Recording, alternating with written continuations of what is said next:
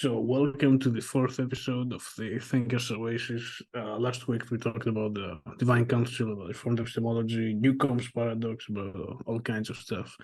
I gotta say, when talked about the sons of God, there are a bunch of other views in terms of how to look at that, especially in Genesis. So, some people would say, well, in Genesis, it doesn't really refer to Elohims, to immaterial beings or whatever. It refers to humans when they were with the daughters of man. But in other passages, it refers to immaterial beings or Elohims or whatever you want to call them. So we mainly discussed Heiser's view. I guess on a future episode, we may also come back to that and look at other views too. And also when it comes to the Nephilim, right? Most scholars say they're giants. That's also the Second Temple view. That's also what's in the Septuagint, but some disagree about the word Nephilim or whatever in Hebrew. So we can go back to this in a future episode. But today we got a pretty cool episode, I guess. It's the first on the series, and it's about paradoxes and dilemmas, right? So we will talk about the Euthyphro's dilemma, right? As found in the Platonic dialogues, but also a sort of reformation that's used in order to argue against theism or Christianity sometimes. And I would argue that it's not really a dilemma, and we will explain this in detail, and we will talk about some other kind of dilemma about whether God is changing, which allegedly comes from Platonic dialogues. I'm not really sure. And we will also talk about this sort of thing. Maybe you've heard, oh, can God create a stone that's unliftable, right? And a bunch of other stuff as time passes or whatever. So, the Euthyphro's dilemma. So, do I talk firstly about the version that's used against theism, and then when I mention the solution, then we go to Plato and say, well, that's the that's the original text and whatever. If you want, but I don't think it makes much of a difference. Okay. So if you want, I can read I have the text right in front of me. I can just read it, but that's going to be Plato's formulation of it. All right. So let's start from the more general formulation that's used against theism, and then we go to Plato. Because the stuff from Plato, that's not necessarily too useful for the theism stuff, because it's about polytheism and limited gods, whatever. Anyway, so standard formulation of the Euthyphro's dilemma you will hear today is, well, why is something good? Is it independent of God? And that it's supposed to imply that God is not the foundation of morality, and therefore God doesn't exist, or whatever exists, that's not God, or whatever. Or they may say, or is it good because God wills it? And that is supposed to be arbitrary or whatever. So they say, oh, either it's independent of God and then he's not really God, or it's arbitrary and it doesn't have anything to do with good or whatever.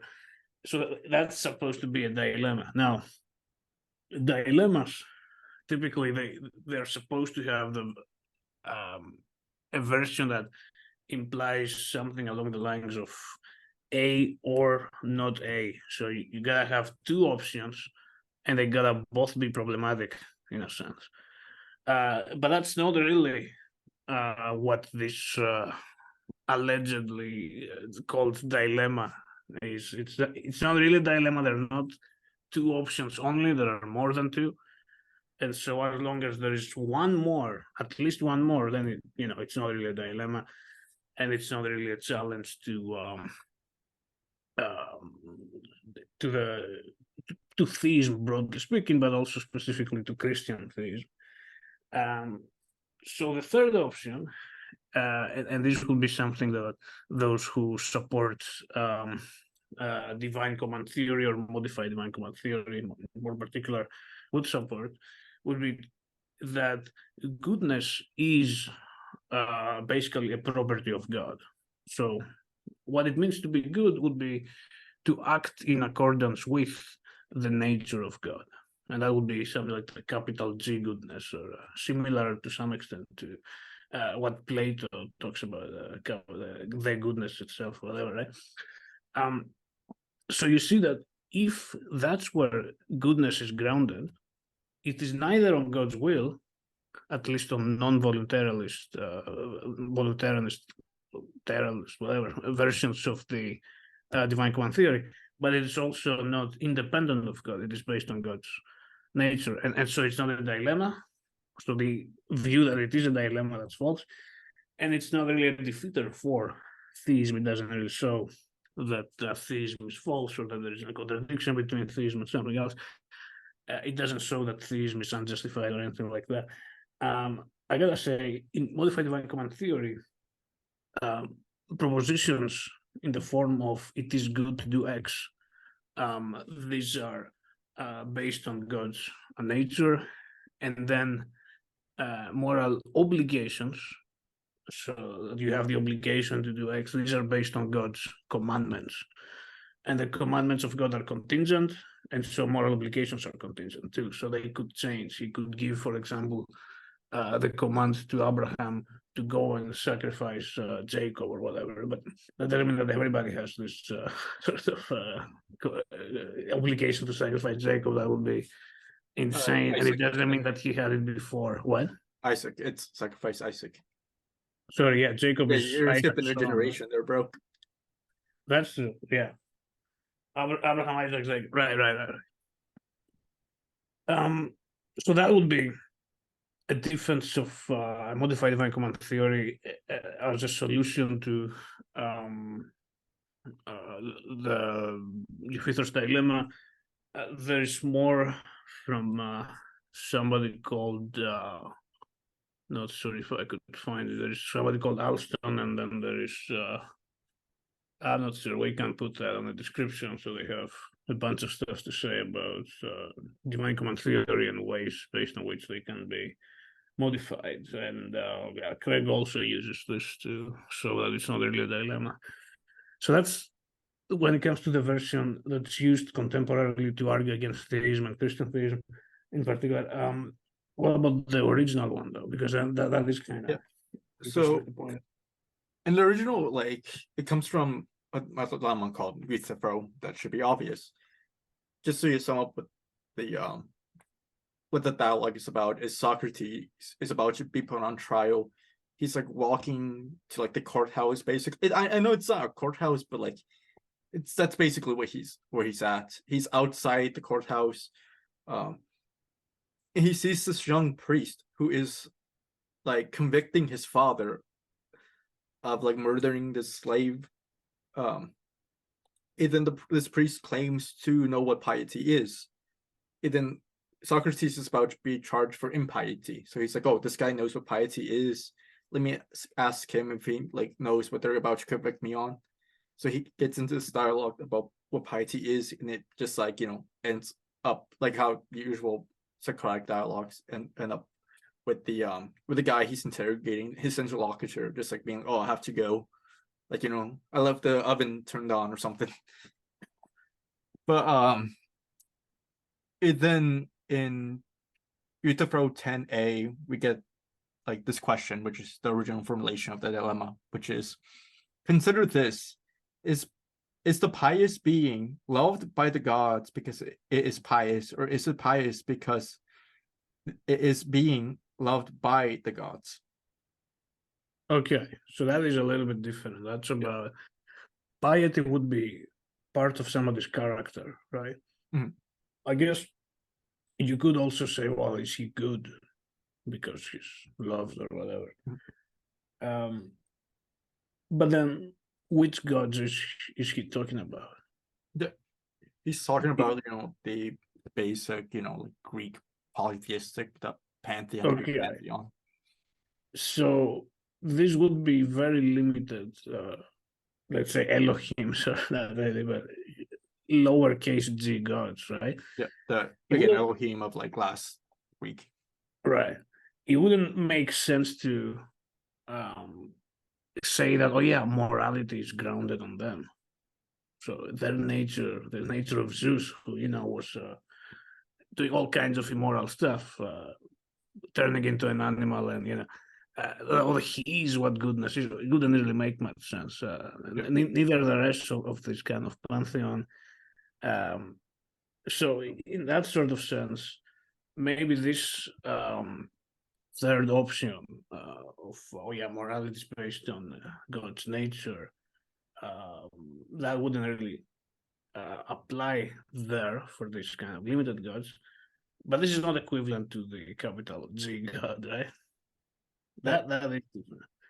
In later Platonic dialogues, you do get the forms, which is the closest thing that Plato gets to, God, capital G God. Yeah, because there's the form of the good, right? Yeah, there's and forms and they're eternal, right? Yeah, and that would be what grounds goodness. Yeah, not these lowercase G gods, but on theism, I would say this applies to both classical theism, neoclassical theism. Yeah, you could argue pretty easily that, well, since God is all good and all loving, he is this ultimate capital G goodness. He is the goodness itself. Some people say God is love also. He is love. So love itself is... Yeah. So with that, I kind of don't like that phrase because people say God is love, but what they really mean is love is God.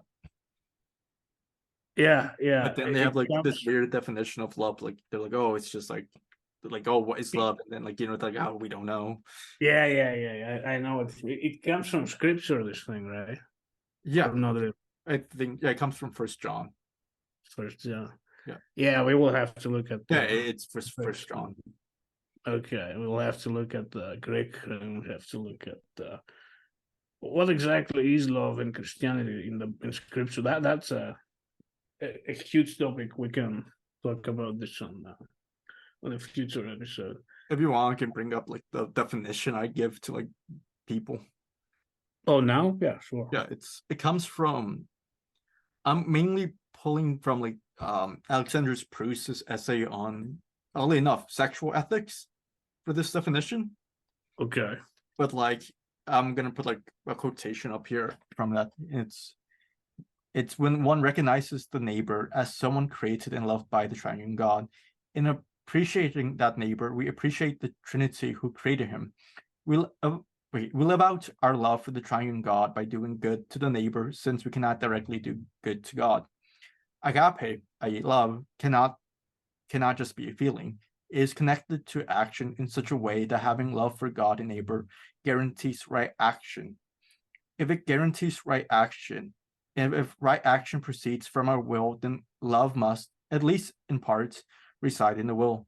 It must be something for which we are responsible rather than something that happens to us, though of course the ultimate source of supernatural Christian love must be grace. Okay, that is interesting. I wouldn't necessarily expect something like that from Bruce, but it's pretty good. Considering that he does heavy ontology when it comes to his version of the weak PSR and the kind of argument he uses, the cosmological whatever stuff. But no, this is good. I guess on some episode we can also look in more detail love as it's used in scripture, and maybe a bit more broadly in Second Temple literature or whatever, to try to see whether this definition of Proust matches the other thing, or to come up with a very clear kind of. But this is sufficient just for for now. It's absolutely sufficient. Yeah. So, is there something else we can talk about this Euthyphro's dilemma? I guess the original one doesn't apply to theism. Doesn't apply. It's I know a bunch of atheists, at least back in the day, tried to use it. So whenever I hear it, I just kind of cringe because it just the one about being pious. No. I mean being good. The formulation you give, I just cringe because it just feels like an atheist just said okay, how let me look up basic philosophy text. Do you see Plato? They go to his very first dialogue, the Euthyphro, right? I mean, and he just find this. It's boom. It's usually it wouldn't even be that. It would be that they went on YouTube and they searched for God stuff or philosophy stuff. And it could be that Dawkins just went to the first Platonic text ever and found this. It's boom.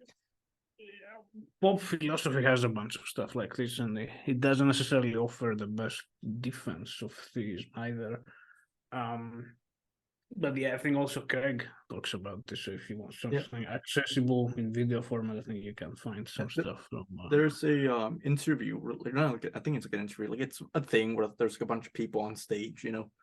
Oddly enough, he's like next to Jordan Peterson, which I just wouldn't expect. I know which video you're. Yeah, he's like in sneakers too.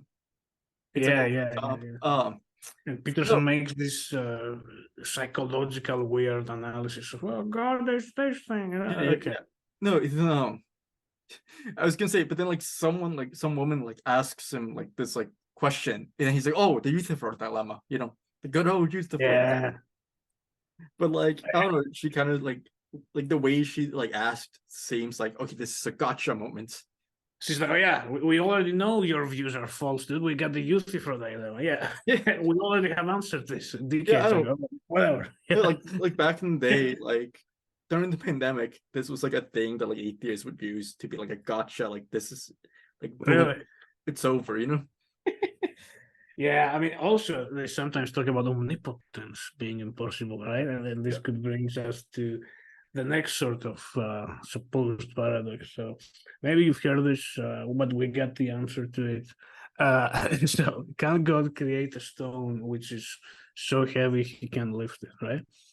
The idea behind this is that, well, if he can create it and he can't lift it, so not omnipotent. If he can create all, not omnipotent, right? Yeah. Now, this is supposed to be another gotcha for theism. I don't really think it works. Because when we talk about omnipotence, there are a few ways to think of it, but usually it doesn't include the logically impossible. You can look at analytic philosophers of religion, from Plato to Craig to Bruce. Nobody defines it in a way that, oh, yeah, God does impossible stuff, dude. Obviously, they think impossible stuff by definition is impossible. It doesn't really happen, doesn't exist. So I would say a good definition for omnipotence would be that God actualizes or is able to actualize any metaphysically possible state of affairs. And God is also necessary, so there is no state of affairs in which there is no God. So he can't make himself disappear, for example. And within those states of affairs, could you really have such a thing as a stone that he cannot lift? No, but that it's not metaphysically possible in the first place. It's not logically possible. So it's not really a limitation for God, and this applies not just to this stone sort of thing. It applies to anything impossible. So think about a triangle that has 5 sides. Well, can such a thing exist? No. So of course God cannot create it, but that's not a limitation for God's power or for omnipotence in particular. Now, a defense of that God can actually lift that rock would be, I've heard this from I think Ryan actually, that God could create a stone which encompasses all of space, so you can't really move it because it takes all of space. Well, yeah, that's kind of BS. It doesn't really say that. It's like, well, yes, it's done. Like, why not extend space and then move that? But Ryan did say this in one of his podcast episodes. I don't buy it too much. Doesn't matter. Ultimately, I think things being impossible is not a limitation for God. So nonetheless, it's not a defeater for theism or for Christian theism. I was gonna say I take like a different route. Like I think about it more in terms of language, right? Okay. You know how like the logical positives, then like they believe that like if you said something but it doesn't actually like map onto something that exists outside in the physical world, you're just basically saying nonsense. Yeah, they thought that metaphysical propositions are meaningless, so they're neither true nor false. Yeah. With this, like I kind of take a view where it's like saying like, oh, like, can God make a 4-sided triangle? Yeah, that is like sentence proper, right? Yeah. But in a sense, like if you look at its context, it's more like kind of like gibberish, even though it's a well-structured sentence. No, I would say it is an actual sentence and it's a false sentence. So he can't do it, but it's not a limitation of God. Because God, for example, cannot stop existing or he cannot stop being omnipotent. or he can do a bunch of impossible stuff. But these are not actual limitations. But you would say that this is nonsense, that God's stopping because of what the points you brought up, that's why I would say it's like nonsense. It's okay. It's like, I mean, again, it's already taken. I just think it's not a limitation in that, like, you can still be the maximally great being, maximally possible, so as great as possible, without doing that. So can God be me? Of course not. Yeah. But so what? Why would that be a limitation? Of course, he can create a clone of me and use it in incarnation, but of course he wouldn't do it anyway. But but like again, it's just because I presuppose stuff like that I'm like, okay, this is just kind of like nonsense. It's just basically saying words that have like nothing behind them, really. Word salad. Well, wait, creating a clone of me? No, that has a bunch of meaning. Yeah, no, it does, but like since it doesn't actually like isn't a thing that exists out there, not necessarily in the physical world, but like actually out there. Yeah, a clone of me. Yeah, he doesn't, but that would make it false. So a clone. Not in the sense that it's like it's not true or false, but then in the sense that it's like a false statement that really is kind of. I wouldn't call it false, but I get what you mean. Yeah. So, is there another paradox we can talk about? No, off the top of my head. And we call it paradox and dilemma. Oh, what about this? What about if like you travel back in time and you kill your grandfather? No, that's I feel like that's like a BS paradox. I mean that would depend on your theory of time, right? Yeah. But also, let's say you kill your grandpa. Do you suddenly stop existing out of nowhere? Because do you ever turn back? Yeah, that's philosophy of time. What about this barber thing, dude? This is pretty sour. At least it tastes pretty sour. What about the barber's paradox? Yeah. So that's tied with set theory. Okay. Do you know what the barber's paradox is or not? But explain it for the viewers. Okay, so I was actually hoping you would explain it, but it's so say there's like a town somewhere, right? And there's like a barber shop, and the barber shaves every man that doesn't shave himself. But the barber has a beard, so the barber must shave himself. But if he shaves himself, he can no longer shave himself because he's no longer a man who doesn't shave himself. So and I would say it's like I would say that this is just a contradiction, and you can't just have a town like this because it's not possible for him to. Because there is also the rule that you have to save, right? Yeah. If you're here, so it's not possible. You have to save, and then you can't save yourself, but you kind of have to save. It's just a contradiction. Yeah. So I would say though, like Russell made this paradox mainly to like talk about set theory, though. So it must be in that context where it's like. Go on. The set of all sets, right? The set of all sets that do not contain themselves. If it contains itself, it no longer can be part of the sets of all sets that contain themselves. Yeah. So let's move it out. So then then it can't be the set of all sets that do not contain themselves. Could we say that this is a contradiction too, and there can't be a set like that? I'm not too sure because I know afterwards, like mathematicians restricted what's known like what a set is. So like stuff like this, it's like most mathematicians like see it as like self-reference, where it's like this statement is false. Yeah, something like that. So that's where it kind of comes from. Also, it might depend on what a set is. So if you have a set that includes water, is it identical to water, or is it something which includes water? You know, because if it is something, then that could be problematic, and if it's not, then I can see your point about reference. I'm gonna send you like a mathematician friend of mine who's gonna freak out. Oh, I know who you're talking about. I won't mention. I will not mention his name, but do it. Why not? And he criticized philosophy of math. He said it's BS, right? Yeah, because like it's not. It just doesn't. Because like he called it BS. He called them charlatans because they're not. Most of them aren't mathematicians. But they don't have to be, dude. I mean, they're doing ontology of math, epistemology of math, ethics of math. I know a guy, and I know this graduate student at my university who's like doing ethics of video games. Okay, I mean that is a topic actually, yeah, because they influence humans. It's not just the ethics of the characters influencing each other. You may say, well, these are a bunch of pixels, yeah, but people play them, and it's an interactive kind of story. It's kind of like ethics of movies or ethics of music, or yeah. So is that today's episode? That sort, or we got I other mean, I stuff? feel like there's like one more thing we can talk about, like one more paradox, or like Okay. I don't know what it is. Well, there's the sip of Theseus, maybe, or No, I feel like if that one, that's like kind of like has to go with an episode of metaphysics. yeah, because we gotta have to talk about ontology, mereology, right? So essence, or this Wittgenstein group or whatever thing.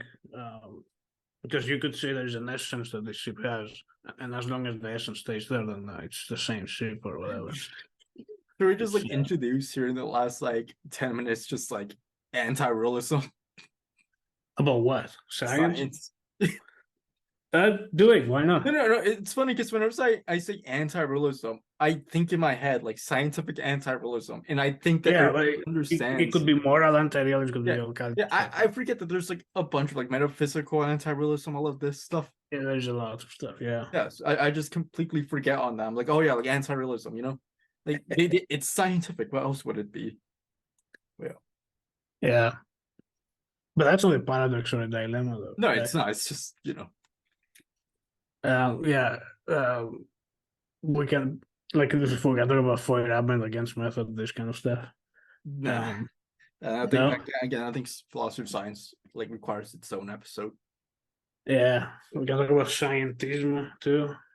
So, Oh, how about this? How about this? Like, there might be like it's not a paradox. It's not a dilemma or anything like that. But like a common Muslim argument is like 1 + 1 + 1 + 1. How does that equal 1? come on, that's nonsense. I That's know that's yeah.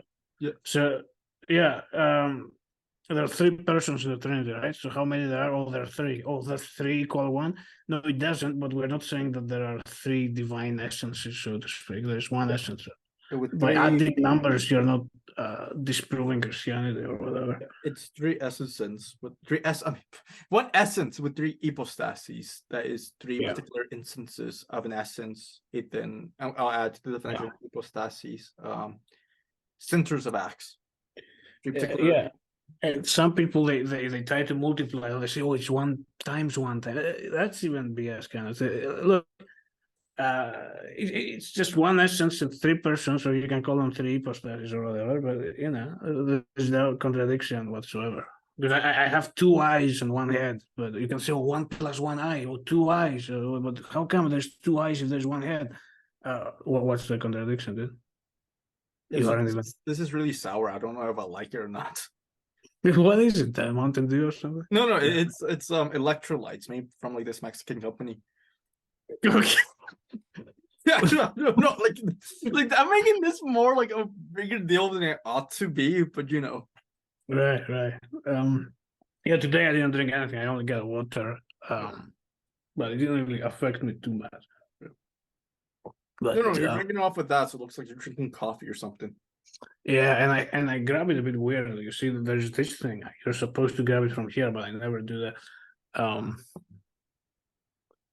Oh, yeah, that's cool stuff. Yeah, no, I can't like that. That's not gonna work. I was gonna say I have test tubes back there. I don't know if you guys saw, but when we were like interviewing Dr. Ryan Mullins, I like grabbed one and started drinking it. Yeah, that is in the second episode somewhere. Yeah. It's that's the episode. What? I guess that's the episode because we ain't got nothing else to talk about.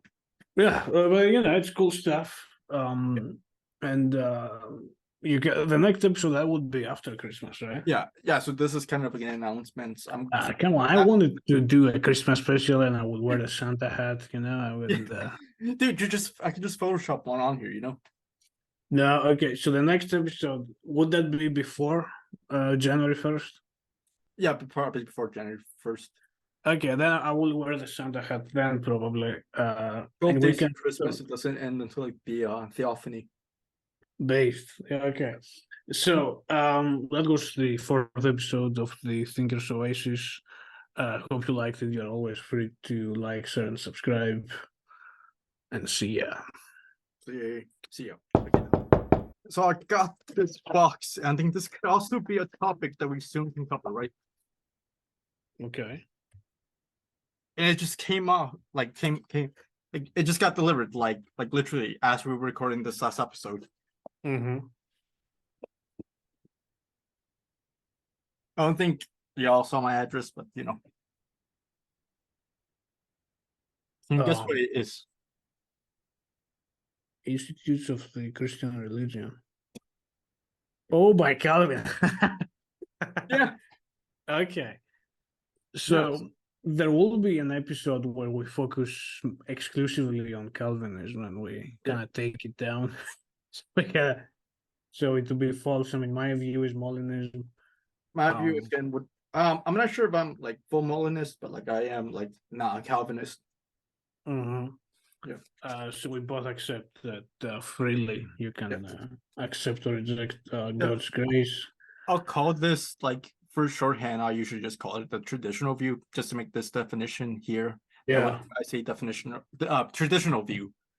In regards to like Calvinism, the traditional view is that like we have free will to choose God or to reject God. Yeah, I mean, mine would not be that traditional because it started probably with Molina when he talked about middle knowledge. Well, I mean, no, but what like, he would fully do, and based on that, he chooses what to actualize or whatever. Yeah. Since we there's talked also about natural knowledge and what? No, go on, continue. There's natural knowledge and then there's some other sort of things. So middle is in between those things. But I think Ryan mentioned that Arminus, is that the name? The guy from that he also affirmed middle knowledge. So allegedly, Molinism and Arminianism are not too different. Yeah. But there is a difference in terms of and we can talk about it. So, I was just gonna say, since we talked about set theory in this previous episode, I think I could also now describe what I mean by traditional view using set theory. So I think the traditional view as like a set of all the views that like any view that like they have like free will, they freely choose God. Yeah, I'm not sure if traditional is the right word. Call them free will views. No, I mean I call them traditional view because traditionally everyone accepted free will. Okay, so that's why I call it traditional. Because like free will views, that's too long, so I'm just gonna call it traditional view. Okay. Also, it sounds cooler, It sounds what? It sounds cooler. It's not about whether or not like it's accurate. It's only if it sounds. No, I'm joking. But I think it sounds cool, so I just say the traditional view. Yeah, I don't know if it sounds cool because there's a bunch of traditional stuff that I disagree with. So Trad West.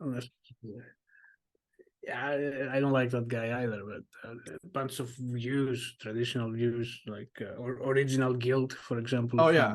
No, that's technically not a traditional view because it doesn't start until Augustine. Yeah, well, that's Augustine. I think the 300s, right? Yeah, late 300s, early 400s. Yeah, so it's pretty young.